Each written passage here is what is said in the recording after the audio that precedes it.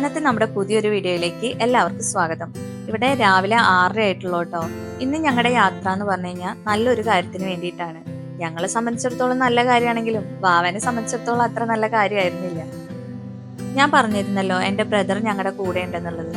അവന് അൽക്കോറിൽ ഒരു പുതിയൊരു ജോലി റെഡി ആയിട്ടുണ്ട്. അപ്പോൾ നമ്മൾ ഇന്ന് അവനെ അവിടെ ഡ്രോപ്പ് ചെയ്യാനായിട്ടാണ് പോകുന്നത്. അവർ അക്കോമഡേഷനും പ്രൊവൈഡ് ചെയ്യുന്നുണ്ട്. അപ്പോൾ ആദ്യം നമ്മൾ അവനെ ഓഫീസിൽ ഡ്രോപ്പ് ചെയ്യാനാണ് പോകുന്നത്.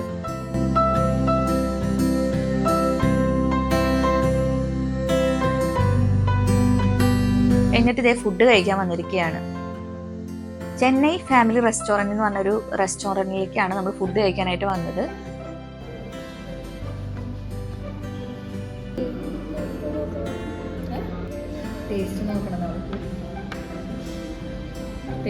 ടേസ്റ്റ് നോക്കണം.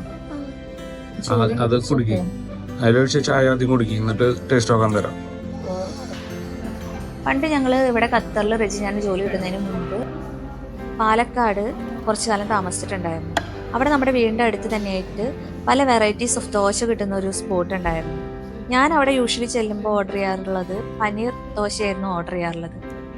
അപ്പോൾ ദോശയിൽ ഇത്രയും വെറൈറ്റീസ് ഉണ്ടെന്നുള്ളത് ഞാൻ മനസ്സിലാക്കിയത് അവിടെ ചെന്നതിന് ശേഷമാണ്. ആ ഒരു ഓർമ്മയിലാണ് ഞാൻ ഇവിടെ വന്നിട്ടും പനീർ ദോശ ഓർഡർ ചെയ്തത്. പക്ഷെ ഞാൻ എക്സ്പെക്ട് ചെയ്തൊരു ടേസ്റ്റ് എനിക്ക് അതിൽ നിന്ന് കിട്ടിയില്ല. രാവിലെ തന്നെ മാഗി കഴിച്ച ഒരു ഫീലാണ് എനിക്ക് കിട്ടിയത്. മാഗിയിലിടുന്ന ഒരു മസാല ഉപയോഗിച്ചിട്ടാന്ന് തോന്നുന്നു അവർ ആ പനീർ പ്രിപ്പയർ ചെയ്തിട്ടുള്ളത്. റെജിനേട്ടൻ കഴിച്ചത് മസാല ദോശയായിരുന്നു. പക്ഷെ റെജിനേട്ടനും പറഞ്ഞത് അത്ര നല്ലതല്ലായിരുന്നു എന്നാണ് പറഞ്ഞത്. ഭാവിക്ക് ഞങ്ങളൊരു പ്ലെയിൻ ദോശ ഓർഡർ ചെയ്തിട്ടുണ്ടായിരുന്നു. അവളത് ചട്നി കൂട്ടി അത്യാവശ്യം കഴിച്ചു, നല്ലതായിരുന്നു എന്നാണ് അവൾ പറഞ്ഞത്. പിന്നെ ഒരു സാമ്പാർ വട ഓർഡർ ചെയ്തിട്ടുണ്ടായിരുന്നു. സാമ്പാർ വടയും വലിയ കുഴപ്പമുണ്ടായിരുന്നില്ല. ഞങ്ങൾ അവിടെ ചെല്ലുമ്പോൾ ഒരു 8 മണിയൊക്കെ ആയിട്ടുണ്ടായിരുന്നു. അത്യാവശ്യം തിരക്കും ഉണ്ടായിരുന്നു. ഞങ്ങൾ മുകളിലാണ് ഇരുന്നത്, താഴെ നല്ല തിരക്കുണ്ടായിരുന്നു. അൽക്കോറിൽ നമ്മൾ അധികം അങ്ങനെ വരാത്തതുകൊണ്ട് തന്നെ ഇവിടുത്തെ നല്ല റെസ്റ്റോറൻറ്റിനെ പറ്റിയുള്ള ധാരണ നമുക്കില്ലായിരുന്നു. ദോഹയിലാന്ന് വെച്ചിട്ടുണ്ടെങ്കിൽ നമുക്കിപ്പോൾ ഒരുവിധം നല്ല ഫുഡ് കിട്ടുന്ന റെസ്റ്റോറൻറ്റ് എവിടെയാന്നുള്ളൊരു ധാരണയുണ്ട്. അങ്ങനെ നമ്മളവിടെ ഫുഡൊക്കെ കഴിച്ചു കഴിഞ്ഞപ്പോഴേക്കും എൻ്റെ ബ്രദർ വിളിച്ചിട്ട് പറഞ്ഞു അവൻ്റെ പേപ്പർ വർക്ക്സ് ഒക്കെ കഴിഞ്ഞു, ഉച്ചയ്ക്ക് ശേഷം അക്കോമഡേഷൻ കിട്ടുള്ളൂ എന്ന് പറഞ്ഞു. അപ്പം നമ്മൾ അവനെയും പിക്ക് ചെയ്തിട്ട് അൽക്കോർ മാളിലേക്കൊന്ന് വന്നു. അപ്പോൾ അവനവിടെ അക്കോമഡേഷനിലേക്ക് അത്യാവശ്യം വേണ്ട സാധനങ്ങളൊക്കെ ഒന്ന് വാങ്ങാലോ എന്ന് വിചാരിച്ചിട്ടാണ് വന്നത്. അങ്ങനെ ഞങ്ങൾ ലുലുവിന്ന് അത്യാവശ്യ സാധനങ്ങളൊക്കെ വാങ്ങി. അത് കഴിഞ്ഞപ്പോഴാണ് വാവ പറഞ്ഞത് വാക്ക് ഡോണറ്റ് വേണമെന്ന്. അങ്ങനെ ഞാൻ വാവനും കൊണ്ടുപോയി വാക്ക് ഒരു ഡോണറ്റും വാങ്ങി, പിന്നെ ഞാനൊരു മിൽക്ക് കേക്കും വാങ്ങി. ഇപ്പം ഞങ്ങൾ ലുലുലു പോകുമ്പോൾ മിക്കപ്പോഴും വാങ്ങുന്ന ഒരു സംഭവമാണ് മിൽക്ക് കേക്ക്. ഇന്ന് ഞങ്ങൾ വാങ്ങിയത് സാധാരണ വാങ്ങുന്ന മിൽക്ക് കേക്ക് അല്ല കേട്ടോ. ഇന്ന് ഓറിയോ മിൽക്ക് കേക്കാണ് വാങ്ങിയത്.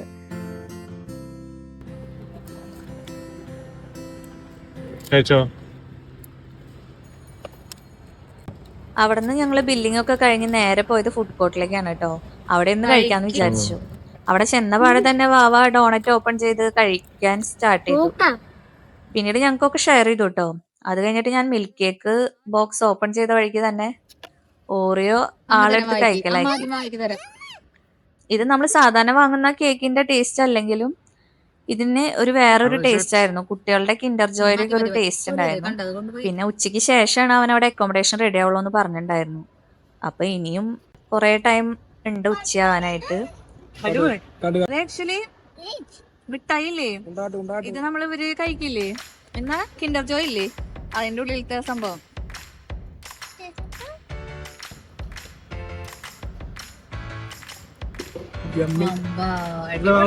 ചേട്ടൻ പറഞ്ഞു ഇവിടെ അടുത്ത് തന്നെ ഒരു ബീച്ച് ഉണ്ട്, നമുക്ക് അങ്ങോട്ട് പോയാലോ എന്ന് ചോദിച്ചു.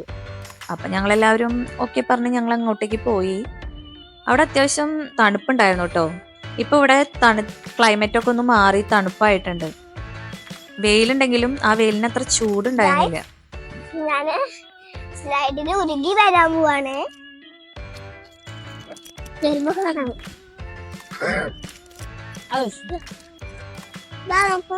നമ്മുടെ നാട്ടിലെ പോലെ തന്നെയാ കണ്ടൽക്കാട്. ബീച്ചിലേക്ക് പോവാം പോവാം.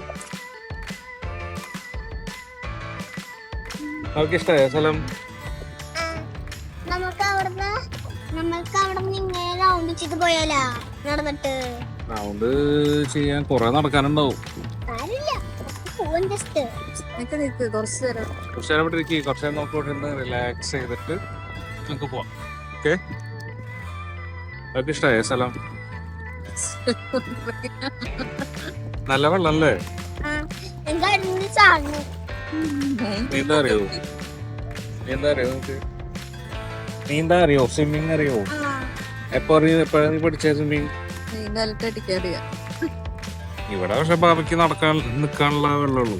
പക്ഷെ അത് ഇത് ചെളി ഉണ്ടാവും താഴെ. ഞാനൊന്നും മുങ്ങില്ല.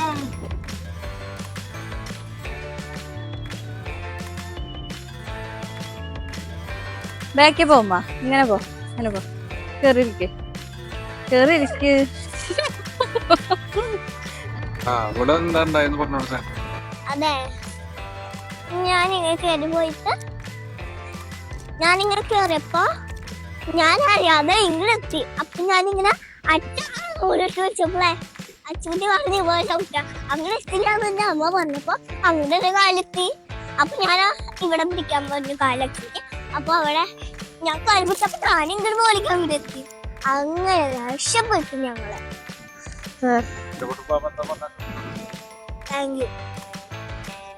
Thank you for helping me.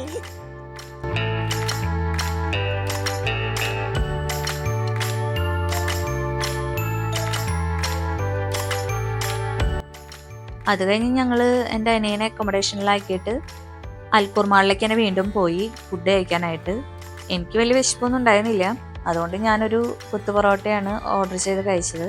റെജിനേട്ടൻ ഒരു KFC ഓർഡർ ചെയ്തു കഴിച്ചു. കുത്തു പൊറോട്ട അത്യാവശ്യം നല്ല സോഫ്റ്റ് ആയിരുന്നു പൊറോട്ട.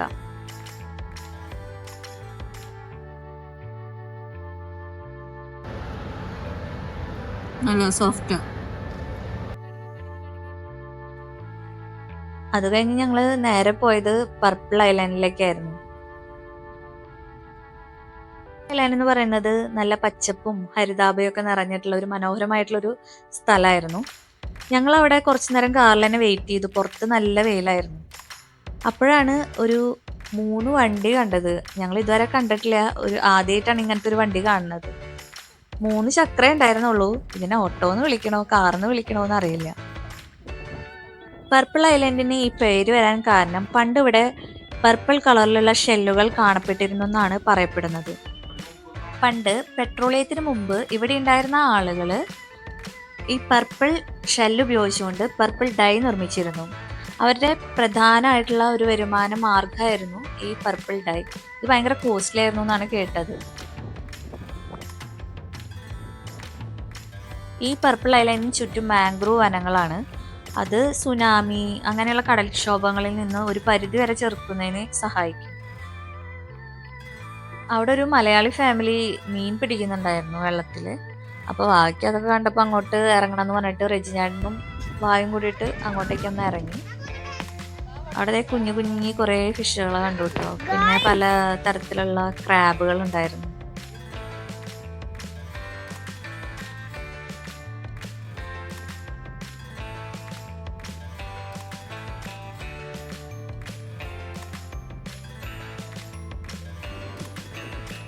ഈ കാണുന്നതാണ് മാംഗ്രൂവ് വനങ്ങൾ. ഇത്രയും ഭംഗിയുള്ള ഒരു സ്ഥലം ഖത്തറിൽ ഉണ്ടാവുമെന്ന് ഞങ്ങൾ ഒട്ടും എക്സ്പെക്ട് ചെയ്തില്ല. അത്രയും ഭംഗിയായിരുന്നു അവിടെയൊക്കെ കാണാനായിട്ട്.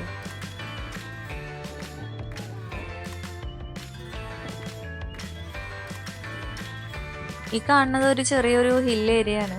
അപ്പം എനിക്ക് കയറാൻ ബുദ്ധിമുട്ടായ കാരണം ഞാൻ കയറിയില്ല. അവർ രണ്ടുപേരും കയറി അതിൻ്റെ മുകളിലൊക്കെ കണ്ട് കാര്യങ്ങളൊക്കെ നടന്ന് കണ്ട് എക്സ്പ്ലോർ ചെയ്തു.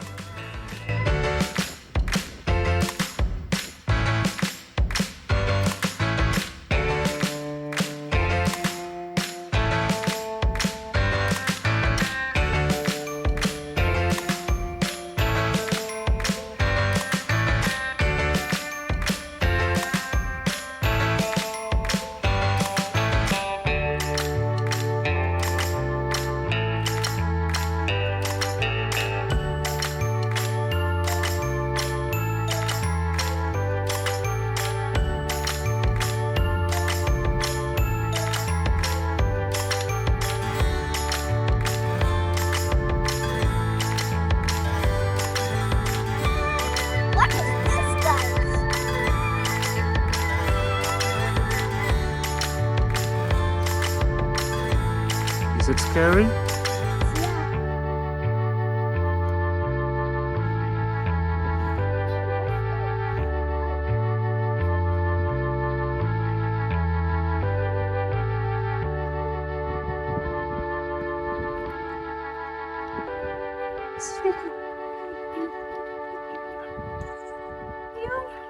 എന്നെ പൊക്കത്തുള്ള നടക്കണേ.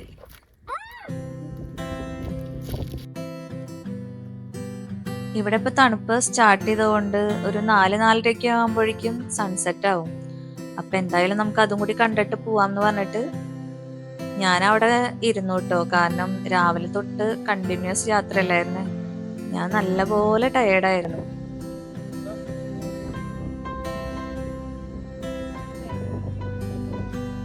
ഇവിടെ നാട്ടിലത്തെ പോലെയല്ലല്ലോ, ഫ്ലാറ്റിലല്ലേ നമ്മൾ താമസിക്കുന്നത്. അതുകൊണ്ട് ഞങ്ങളിങ്ങനെ ഇടയ്ക്കൊക്കെ പുറത്തൊക്കെ പോയിട്ട് അവളെങ്ങനെ ഫ്രീ ആയിട്ട് കളിക്കാൻ വിടാറുണ്ട്. നാളെ എക്സാം ആണ് കേട്ടോ. വീട്ടിലേക്ക് ഒരു 6 മണിക്ക് മുമ്പെങ്കിലും എത്തണം എന്നുള്ള ഒരു പ്ലാനിലാണ് ഞങ്ങൾ അവിടെ ഇരുന്നായിരുന്നത്.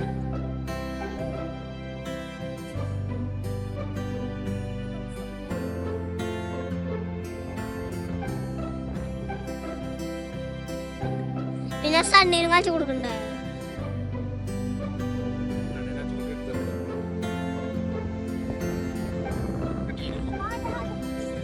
ക്യാമറ കണ്ടുപിടിക്കുക ഫോൺ നല്ല കിട്ടുള്ള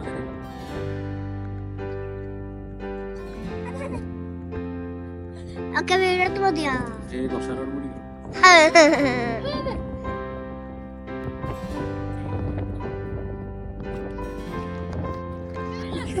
അനിയുടെ കാട്ടിൽ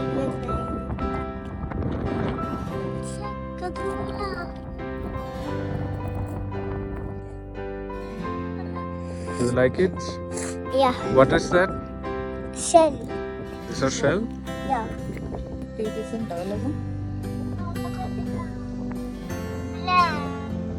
അതും ഒരുമിച്ചെറിയ പോവാണ് ഗൈസ്.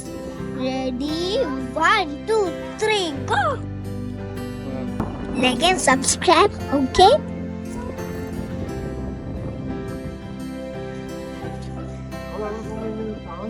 എങ്ങനെയുണ്ട് ഗൈസ്? എന്റെ അനിയൻ അക്കോമഡേഷനിലേക്ക് മാറാന്ന് കേട്ടപ്പോ തൊട്ട് ഒരാൾ ഭയങ്കര സങ്കടത്തിലായിരുന്നു കേട്ടോ. അപ്പോ ഇന്നലെ രാത്രി അവന് എഴുതി കൊടുത്തതാണതേ, don't go please, don't go please എന്ന് പറഞ്ഞിട്ട്. നമ്മളെല്ലാവരും പണ്ട് ഇങ്ങനെ തന്നെയായിരുന്നല്ലോ. നമ്മുടെ വീട്ടിൽ ആരെങ്കിലുമൊക്കെ വന്ന് പോവാന്ന് പറഞ്ഞു കഴിഞ്ഞാൽ നമുക്കത് ഭയങ്കര സങ്കടമുള്ള ഒരു കാര്യമാണല്ലോ.